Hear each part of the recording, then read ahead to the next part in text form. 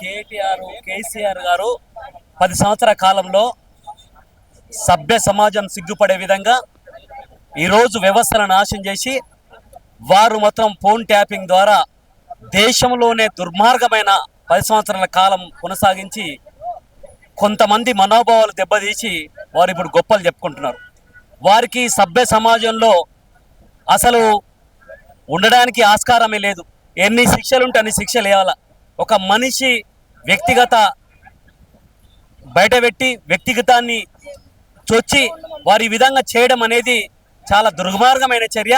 అందుకోసానికి కేటీఆర్ గారు కేసీఆర్ గారు బేషరతుగా వారు ఈ ప్రజాస్వామ్య వ్యవస్థ పట్ల గౌరవం ఉంటే ఆయన ఎమ్మెల్యే పదవులకు ప్రతిపక్ష హోదాకి రాజీనామా చేయాలని డిమాండ్ చేస్తారు. ఇప్పుడు సీఎం సీట్ ని ఎక్కడ ఎసురు పెట్టి మంత్రులు తీసుకుంటారనే ఉద్దేశంతో రేవంత్ రెడ్డి గారు భయపడి మంత్రుల ఫోన్లు అయితే ట్యాపింగ్ చేశారని చెప్పేసి అంటున్నారు. రేవంత్ రెడ్డి గారు ప్రజాస్వామ్య విలువల పట్ల ప్రజాస్వామ్యం పట్ల గౌరవం ఉన్న వ్యక్తి. 5 సంవత్సరాలు కొట్లాడుకొని కాంగ్రెస్ పార్టీని అధికారంలో తెచ్చి వ్యక్తి.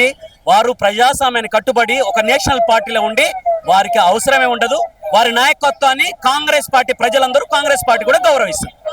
ప్రజలకు ఇచ్చిన హామీలను నెరవేర్చకుండా ఒకరోజు ఫోన్ ట్యాపింగ్ అంటారు, ఒకరోజు కాళేశ్వరం అంటారు. ఇచ్చిన హామీలను నెరవేర్చాలి కదా. 100% 25 నెలలు అయింది. ఈ వచ్చే కాలంలో ఖచ్చితంగా కాంగ్రెస్ పార్టీ ఇచ్చిన హామీలన్నీ కూడా నెరవేరుస్తుంది. లోకేష్ ని కలవలేదు అంటున్నారు. ఒకవేళ కలిస్తే కూడా లోకేష్ ని కలుస్తారు. తర్వాత అవసరం అనుకుంటే ఎవరైనా కలుస్తారు. వాళ్ళు దావూద్ ఇబ్రాహిం కూడా కలుస్తారు. వాళ్ళు అరాచక శక్తులను కలిసి కూడా దేశాన్ని విచ్ఛిన్నం చేయడానికి కూడా వెనకాడరు.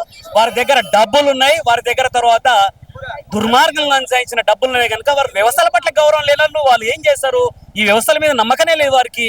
ఈ వ్యవస్థల పట్ల వరకు విశ్వాసం లేదు. అందుకోసానికి వారిని నిజంగా కూడా శిక్షించాలా. చట్టాలు వాళ్ళని త్వరలో శిక్షిస్తాయి.